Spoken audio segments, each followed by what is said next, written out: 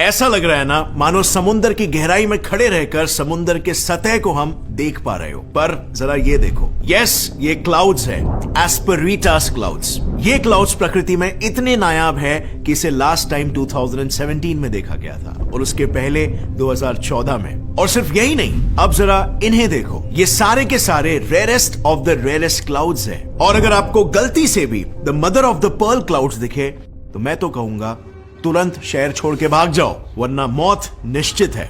Well, hello friends, मेरा नाम है गौरव और आज हम ये जानने वाले हैं कि आखिर ये क्लाउड्स इतने रेयर क्यों हैं और ये बनते कैसे हैं। तो चलिए शुरू करते हैं। सबसे पहले हम शुरू करेंगे प्रकृति के एक बहुत ही नायाब क्लाउड से, एस्पेरिटास क्लाउड। अब जैसे कि मैंने पहले आपको बताया, अब तक ह्यूमन हिस्ट्री में हमने इसे सिर्फ 4 ही बार देखा है, इतना रेयर है ये। सो नेचुरली ये सवाल उत्पन्न होता है कि आखिर ऐसा क्यों है ये इतना रेयर। वेल, ये समझने के लिए चलो हम इनके फॉर्मेशन के मॉडल को पहले समझ लेते हैं। सो इनके फॉर्मेशन में ना सबसे बड़ा रोल ग्रेविटी वेव्स और विंड प्ले करते हैं।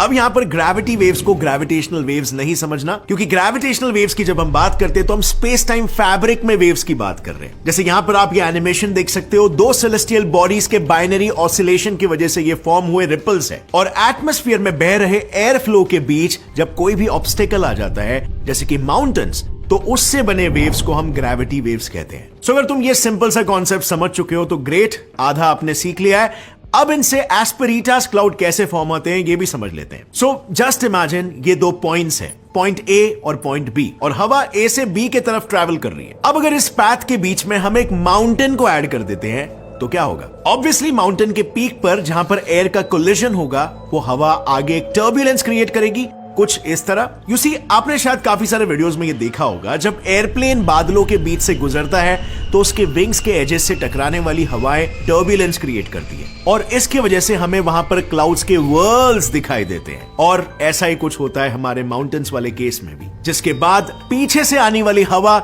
इस टर्बुलेंस के ऊपर से गुजरना चालू कर देती है एंड हेंस ये एयर एक वेवी सा मोशन फॉर्म करता है जो दिखने में ब्रिलियंट लगता है। लेकिन हाँ, उस वक्त उस रीजन में क्लाउड्स मौजूद होने चाहिए। क्लाउड्स ही नहीं होंगे तो एस्पेरिटास क्लाउड्स दिखाई कैसे देगा? अब जनरली हमें इनसे कोई खतरा नहीं होता क्योंकि अराउंड 6000 फीट पर फॉर्म होते हैं और हमारे कमर्शियल एयरक्राफ्ट 31,038 फीट के बीच में उड़ते हैं। और हाँ, इनकी डेंसिटी नॉर्मल क्लाउड से 5 से 10 गुना ज्यादा होने की वजह से अगर दिन में ये क्लाउड्स आ जाए तो शाम जितना अंधेरा क्रिएट कर देते हैं, जिस वजह से वो और भी ज्यादा डरावने लगते हैं देखने में। और अब फाइनली फ्रेंड्स, ये क्लाउड्स इतने मिस्टीरियस है कि ये जो एक्सप्लेनेशन हमने अभी डिस्कस किया ना, ये सिर्फ एक हाइपोथेसिस है जो कि एक रिसर्च पेपर में पब्लिश किया गया है। अब तक कोई भी साइंटिस्ट दावे के साथ नहीं कह सकता कि ये क्लाउड्स ऐसे ही फॉर्म होते हैं, just because they are so rare. चलो अब बात करते हैं एक ऐसे इंटरेस्टिंग क्लाउड के बारे में जिसे आप ही ने बनाया है। हाँ बिल्कुल आपने, मैं बात कर रहा हूं एंथ्रोपो क्लाउड्स की। ये क्लाउड्स मैन मेड एक्टिविटीज जैसे thermal power plants, commercial aircrafts और केमिकल इंडस्ट्रीज की वजह से फॉर्म होते हैं, जो ऑब्वियसली पोल्यूशन वाले क्लाउड्स होते हैं और इसीलिए इनसे काफी सारी प्रॉब्लम्स क्रिएट होती है, जैसे कि breathing problems, itchy skin, hair loss और reduction in hair growth, and वो जेनेटिकली भी ट्रांसफर होती है बाय द वे। यानी कि आपके डैड या ग्रैंड डैड ने इन क्लाउड्स का एक्सपोजर लिया हो तो ये प्रॉब्लम भविष्य में आप फेस करोगे। अब आज के जमाने में वैसे अगर देखा जाए तो हेयर लॉस या पुअर बियर्ड ग्रोथ, ये प्रॉब्लम्स तो हर 2 में से 1 मर्द को होती है। पर आज की तारीख में आप इस इशू को इजीली सॉल्व कर सकते हो, वो भी बिना कोई एक्सपेंसिव ट्रीटमेंट के मैन मैटर्स बियर्ड मैक्स की मदद से। ये एक ऐसा साइंस बेस्ड सोल्यूशन है जो आपके बियर्ड के हेयर फॉलिकल्स को स्टिमुलेट और नरिश करता है और इसमें मौजूद मिनोडॉक्सिल आपके बियर्ड के हेयर फॉलिक्यूल्स में ब्लड के फ्लो को बूस्ट करने में हेल्प करता है, जिससे कि आपकी फेशियल हेयर ग्रोथ एनहांस होती है और सिर्फ 3 से 6 महीनों के अंदर ही आपके बियर्ड की डेंसिटी बढ़ने लगती है और आप वो अट्रैक्टिव लुक पाते हो। प्लस इस प्रोडक्ट की सबसे बड़ी खासियत यह है कि ये 0 साइड इफेक्ट्स के साथ अल्कोहल फ्री, नॉन इरिटेटिंग और पैराबेन फ्री है। तो आप भी इस प्रोडक्ट को नीचे डिस्क्रिप्शन लिंक पर क्लिक करके परचेस कर सकते हो। और अगर आपको कोई भी मेन रिलेटेड प्रॉब्लम है तो आप मैन मैटर्स वेबसाइट पे जाके फ्री ऑनलाइन डॉक्टर कंसल्टेशन भी ले सकते हो। यहां पर आपको 100% वेरीफाइड एक्सपर्ट डॉक्टर्स मिलेंगे। सो ऑनलाइन कंसल्टेशन बुक करने के लिए भी click on the link in the description below. And now let's jump back to our topic again. अब अगर हम एस्पेरिटास क्लाउड से भी 500 फीट यानी 6500 फीट की ऊंचाई पर जाए तो हमें कुछ ऐसा नजारा दिखाई देगा। आइए मिलिए द रोल क्लाउड से, या जिसका दूसरा नाम है द मॉर्निंग ग्लोरी क्लाउड्स। और वेल, इसके नाम से आपको जरूरी आइडिया आ गया होगा कि इस क्लाउड का अर्ली मॉर्निंग से जरूर कोई वास्ता है। दरअसल ये क्लाउड्स अर्ली मॉर्निंग में फॉर्म होते हैं क्योंकि रात के ठंडक की वजह से एयर कंडेंस होकर वाटर से सैचुरेट हो जाती है और इसके वजह से वो थंडर क्लाउड्स को फॉर्म करती है। और फॉर्म हुए यही thunder clouds in cloud formation में मेजर रोल प्ले करते हैं। बेसिकली होता यह है कि प्रेसिपिटेशन की वजह से थंडर क्लाउड के ऊपर की ठंडी हवा नीचे आने लगती है और नीचे से ऊपर ट्रैवल करने वाली वार्म एयर पर प्रेशर क्रिएट करती है। अब एक पॉइंट के बाद यह प्रेशर इस हद तक बढ़ जाता है कि गर्म हवा को ऊपर ट्रैवल करने के लिए कोई स्पेस ही नहीं मिलता और इसीलिए वार्म एयर क्लाउड्स के सामने से ऊपर ट्रैवल करने लगती है। और फिर यह प्रोसेस जैसे ही कंटिन्यूअसली शुरू होता है, क्लाउड का एक रोल फॉर्म हो जाता है, giving rise to what? Yes, the morning glory clouds. But you know what's interesting about this? इन क्लाउड्स को आप मोस्टली ओशियानिक रीजन में सितंबर और अक्टूबर के महीने में देख सकते हो। और अगर उस दौरान आपको ये क्लाउड्स दिखाई दे तो guys, be ready for a thunderstorm. पर अगर आप एयरप्लेन से ट्रैवल कर रहे हो, no need to worry, as we all know airplane ऊपर फ्लाई करती है और ये क्लाउड्स नीचे होते हैं, सो नो खतरा टू यू। बट अगर आप शिप से ट्रैवल कर रहे हो या बोट से, then it can be dangerous. चलो अब हाइट में थोड़ा ऊपर जाते हैं। Height 16,500 feet. क्या दिख रहा है? मानो आसमान से सुनामी वेव्स गुजर रहे हो। वेल, ये है Kelvin Helmholtz clouds. Now let me tell you, ये क्लाउड सिर्फ दिखने में सुनामी की तरह नहीं है, बल्कि उतना ही ज्यादा डेंजरस भी है। क्योंकि अगर कोई भी एयरप्लेन इन क्लाउड्स में एक बार एंटर हो गई तो उसे मैसिव लेवल्स के टर्बुलेंसेस का सामना करना पड़ेगा। और ये कैसे?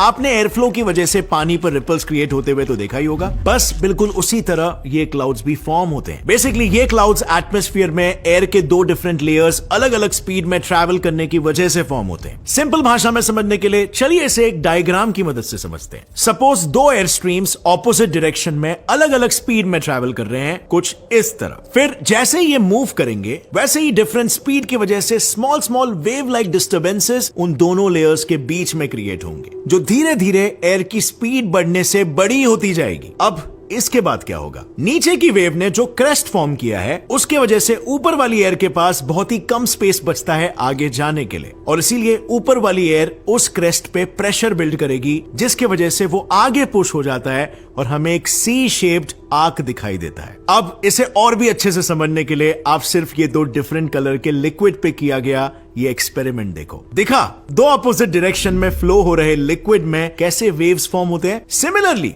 क्लाउड में भी होता है, और इस पूरे फॉर्मेशन का बेस है केल्विन और हेल्महोल्ट्ज इंस्टेबिलिटी, जिसके वजह से ही इन क्लाउड्स को नाम भी दिया गया है केल्विन हेल्महोल्ट्ज क्लाउड्स। और अगर आपने कभी जुपिटर को ध्यान से देखा होगा तो उसका पूरा एटमॉस्फेयर इन्हीं क्लाउड से ढका हुआ है। यहां तक कि सन पर भी इन क्लाउड्स को ऑब्जर्व किया गया है। लेकिन फ्रेंड्स, अब एक क्लाउड तो ऐसा भी है जो क्लाउड कम और एलियन स्पेसशिप ज्यादा दिखाई देता है। I am not kidding, just look at this. ये है लेंटिक्युलर क्लाउड। दिख रहा है ना बिल्कुल स्पेसशिप की तरह। इनफैक्ट इन्हें देखकर मिसलीड होकर कई लोगों ने यह दावा तक कर दिया कि उन्होंने एलियंस को वाकई में देखा है, और वो करेंगे भी क्यों नहीं, क्योंकि ये भी एक बहुत ही रेयर फिनोमेनन है जो अब तक सिर्फ 10 से 12 बार ही दिखने को मिला है। You see, normally flat surfaces पर नॉर्मल एयर फ्लो होता है कुछ इस तरह, पर जैसे इन क्लाउड्स के बीच कोई माउंटेन या ऑब्स्टिकल आ जाता है वैसे इनमें डिस्टर्बेंसेस क्रिएट होते हैं और एयर फ्लो डिस्टर्ब हो जाता है। उसके बाद जो एयर डाउनवर्ड डायरेक्शन में फ्लो होती है वो वार्म और ड्राई होती जाती है, क्योंकि सन से आने वाली हीट अर्थ सरफेस के साथ साथ सरफेस लेवल पर ट्रांसफर होने वाली एयर को भी वार्म करती है। और जो एयर अपवर्ड डायरेक्शन में फ्लो होती है वो हायर ऑल्टीट्यूड की वजह से कूल होती है और कंडेंस होती चली जाती है। And now you tell me, cool air जो कंडेंस होती जा रही है उसका मतलब क्या है? Yes, correct, cloud formation. जैसे ही क्लाउड फॉर्म होता है वैसे ही अपवर्ड और डाउनवर्ड एयर फ्लो की वजह से उसमें एक डिस्क शेप तैयार होता है, और बस